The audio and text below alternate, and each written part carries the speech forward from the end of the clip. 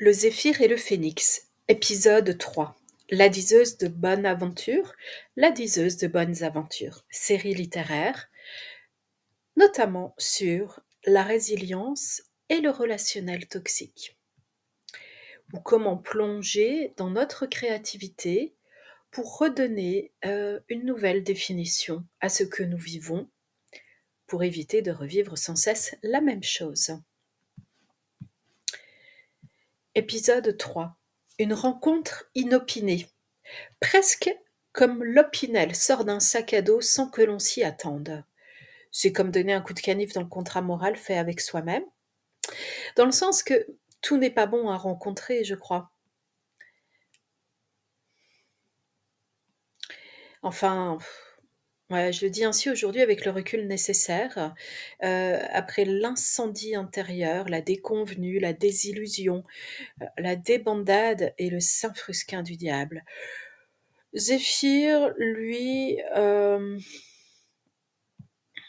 il est égal à lui-même en toutes circonstances, paraît-il. Comprendre qu'il est froid avec vous s'il ne voit pas en quoi vous pourriez être une personne intéressante, au regard de ses a priori enquistés, bien sûr. Bon, pas si léger que cela, hein, le gars.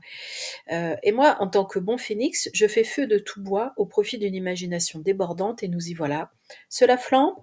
Ah, adrénaline et compagnie sont arrivés, les hormones aussi tout feu tout flamme, que ma psychologie de base s'énamourant du premier venu. Enfin non, je dois rectifier. Je ne tombe pas amoureuse du premier regard croisé. Au contraire, je suis très sélective. Très sélective. Ouais. Sans même y réfléchir, en fait, et pourtant cela me mène sans cesse aux mêmes rencontres. Rien que les prénoms qui changent. Je commence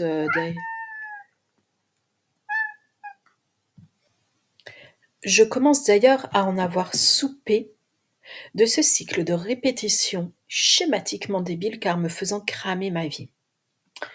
Je ne sais pas très bien en sortir, sauf par la fuite en forme de feu qui m'amène ensuite à tout reconstruire. Zéphyr, quand je le regardais, le voyais, l'entendais, l'écoutais, j'étais alors submergée d'un sentiment diffus et étrange. Je l'avais retrouvé, lui, cet ami de toujours. Bon, mon pote ne le ressentait pas comme cela apparemment. Pour lui, j'étais non pas une âme retrouvée après des siècles d'errance dans des vies supposées, dites vies antérieures, où l'on était des rois, des reines, des kings of the world. N'empêche, jamais personne dans les vies antérieures n'a le rôle du servant, de la femme de ménage, bref. Mais j'étais plutôt une sorte de gamine très étrange au fur et à mesure que l'on discutait avec elle. Mmh. Mmh.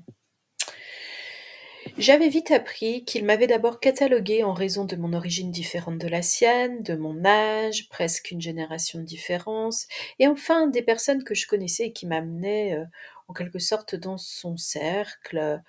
La personne en question n'était pas dans ses petits papiers, donc j'étais la pote d'une personne un peu nunuche et fausse selon lui. Oups! Il allait jusqu'au qui se ressemble, s'assemble, sans sourciller, qui plus est. Apparemment jusqu'à temps que je commence à prendre la parole et qu'il comprenne mes points de vue, certes pas toujours aussi précis dans sa langue que dans la mienne. Bon, il m'avait alors par la suite rangée dans la catégorie des femmes à part, où il n'y avait que moi. Waouh! Bon, et la différence d'âge? Bah, je ne sais pas quoi en dire à ce jour. Il n'a jamais été clair là-dessus, d'autant qu'il ne semblait lui-même pas faire et accepter le sien. Pour ma part, je ne voyais pas une date de naissance, je voyais un parchemin de vie relatant des expériences. Ah, alors les expériences, parlons-en. Elles commencent toutes, semble-t-il, avec un dédain assez particulier pour le genre féminin quand il donne des ordres. Parce que c'est lui l'homme. Zéphyr, mon doux Zéphyr, tu n'es quand même qu'un coup de vent.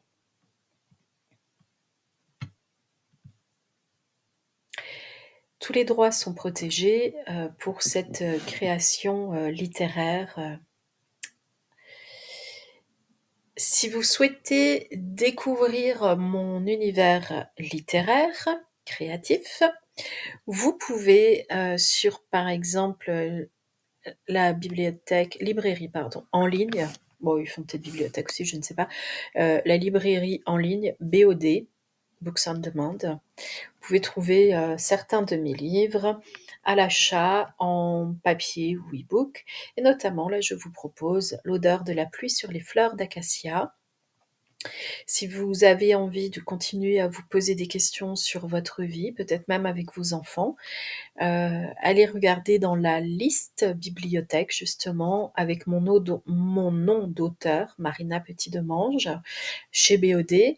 Vous avez un petit bouquin formidable avec, un petit personnage haut en couleurs, plutôt pour les enfants, mais un régal également pour, le monde adulte.